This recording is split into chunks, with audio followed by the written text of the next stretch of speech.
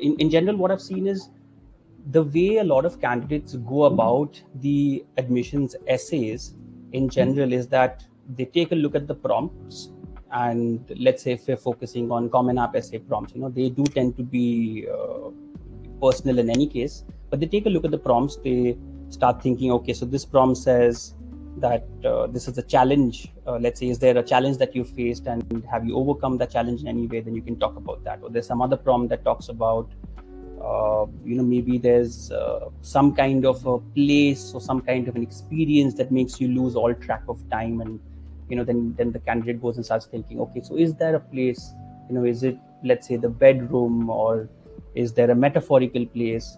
So essentially what I'm trying to say is that most individuals look at prompts and then sort of try to work backwards and think about whether there is a personal experience that fits into the prompt to ultimately contribute and in a way communicate what's unique about you as a candidate. But if you think about it introspectively, that isn't something that's actually communicating what's best about you. That's actually something that the approach allows you to just fit in terms of whatever comes to your mind, or whatever maybe comes to your friends' minds or your teachers' minds or parents, if you've taken advice or just sort of discuss these prompts with them. So it's sort of perception, and it's not true introspection that goes in. And even the process, when followed in this way, tends to sometimes become a little cumbersome, because you could essentially end up attempting 2 to 3 prompts before you actually realize which one would be a good fit in order to send across to a university. Trying to answer one prompt or the other, this is more of just trying to get a very holistic and general emphasis on how writing is. I'm not trying to answer these prompts right now, but I'm just trying to give you a definition of how combined writing could ultimately look. For the purpose of this particular webinar, combined writing is something that could also be, so what you get by combined writing is a super essay. So for the purpose of this webinar, I'm going to tell you how you're going to write super essays. I'm going to give you 1 or 2 examples of the same as well. So firstly, the super essay not only answers that prompt, but tells the reader something more. And here's like a Venn diagram. This is really, really tiny, so I'm going to read it out to you. A super essay for the prompts that we just read would, number 1, describe a community that you belong to and your place within it. It would also tell us something that is meaningful to you and why, which is not related to any of the prompts, but it'll tell you something that is meaningful to you and why. It doesn't necessarily have to be about the community or not. And it would share a perspective you bring or an experience you've had that would help the admissions committee understand you better. Right? So a super essay would not only answer the first part, which is the prompt, which says that talk about a community. It would answer the other 2 aspects, or you could come up with more aspects as well that you would want to communicate out to them. So that would essentially be the super essay. And a way to write out a super essay is actually to brainstorm a little bit again. Just like how we were trying to find out vulnerability brainstorming to get a great personal statement. Over here, we're trying to make a super essay. So this is a second type of format or a second kind of brainstorming that can be done when it comes to trying to write super essays.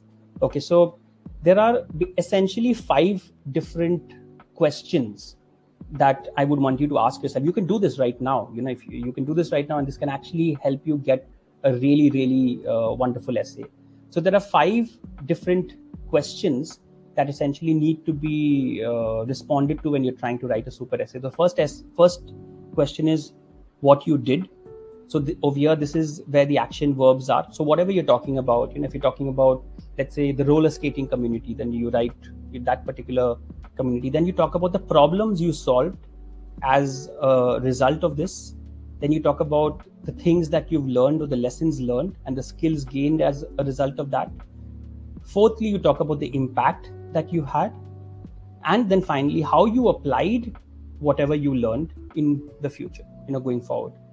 And this sort of thinking would essentially allow you to put down content, yes, for sure, would allow you to create the fodder that's required for essay. But more importantly, the way these particular questions are written out, I mean, the exact chronology, the numbering as in first you did what I did, then the problems you saw, then the lessons learned, the impact you had, and then finally how you applied what you learned, are the same questions or the same, you could say, flow in which you could essentially end up writing the essay as well. So we don't have a great amount of time, so I'm not literally going to pause for 5 minutes and say do the activity.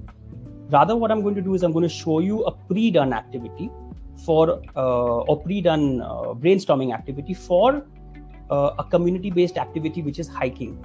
So a lot of people do hiking, right? Especially those who happen to have the luxury of staying in places where you can actually do hiking, maybe near the mountains or wherever.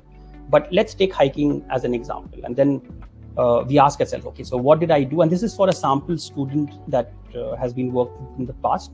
So I don't need to remind people over here that, it doesn't make sense to try to take screenshots of any of the essays and incorporate into your own. It just won't work, because you need to be authentic, you need to be genuine in the first place. Okay, so what I did, arranged and led historical trail hikes, provided first-hand perspectives on what it felt like to sleep at Valley Forge in the winter, told stories to scoutmates about the history that surrounded us, mentored scouts on how to orienteer and conserve the environment, and maintained the trail we adopted. These are essentially what all was done by the students. So it revolves around historical trail hiking, right? So they basically did hiking, but then there was historical trails. So they educated other people about the history on the hikes. They adopted and maintained those hikes. I'm sure they were historical hikes, so maybe there was a lot of litter thrown around, or by people who had misused the place. So they would have cleaned it up. They would have educated the other younger scouts, and so on. And in the process of doing all of that, what are the problems that would have been solved? Well, they would have helped preserve the environment, definitely, because they would have cleaned up stuff. They would have applied the lessons of biology to conservation. That's a little bit of a stretch, but okay, fine. If you feel so, if a candidate feels so, then that could be written. Mentored new scouts who were unfamiliar with hiking and the dangers and joys that come with it. So initiated people into hiking because they were new scouts. And one more problem is the disconnect that one Cub Scout, Louis, felt after leaving his video games. So one of the problems that the writer over here, or the essayist, or the student, or the candidate is saying that he solved is, he says that he sort of solved the disconnect that one of the kids felt because they had to come on the trail and they had to essentially give up their video games. So that's pretty neat. And then you have the lessons learned. So the beauty of the outdoors, the joy of mentoring others, and the value of disconnecting from technology. Okay, so these are things that were learned. What was the impact? Preserving history through stories, because on the hiking trail, he told a lot of stories to the scouts. So history was being passed on. Mentored peers in developing scouting skills and appreciation of the preserving environment, helped Louis connect more closely with nature. So these are the impacts. And then how he applied what he learned. So this is after completion of the trail, after completion of hiking, in moving forward in life, something that colleges really, really like to understand. So connected with history class better, because he went into real life and he started understanding how history looks in a real life scenario. So was able to connect better with the history class. Made him a better academic tutor because he mentored and helped other people learn about certain things, and taught him how unseemingly related subjects such as music and history and science could actually be connected. Really, really neat learn or take away from there as well, we could say. If any of y'all have difficulty in reading, just try and zoom a little bit, zoom your window, the Chrome window, and I'm sure you'll be able to read a lot better. But in any way, I hope that you've been able to appreciate how these responses have been put down. And one of the important things about the responses, of course, that a lot of time and effort would have been given by whoever the writer is in terms of putting down these thoughts. This isn't an activity that can happen in 5 minutes or 10 minutes. Everything does need patience. Coming up with the activity itself is another exercise, and for that we do have brainstorming sessions separately. But once you come up with an activity, then if you have to write a good essay around that activity, you could actually take out the time, sit with a mentor or somebody who can actually ideate really well, maybe a close friend or a teacher, and come up with these kinds of ideas. That helps tremendously. And let's say if you wrote down these ideas, you reached a stage where you wrote down ideas like these, how would your final output end up looking? Community you belong to and your place within it. So the community is the hiking community, and he's talking about his place within it.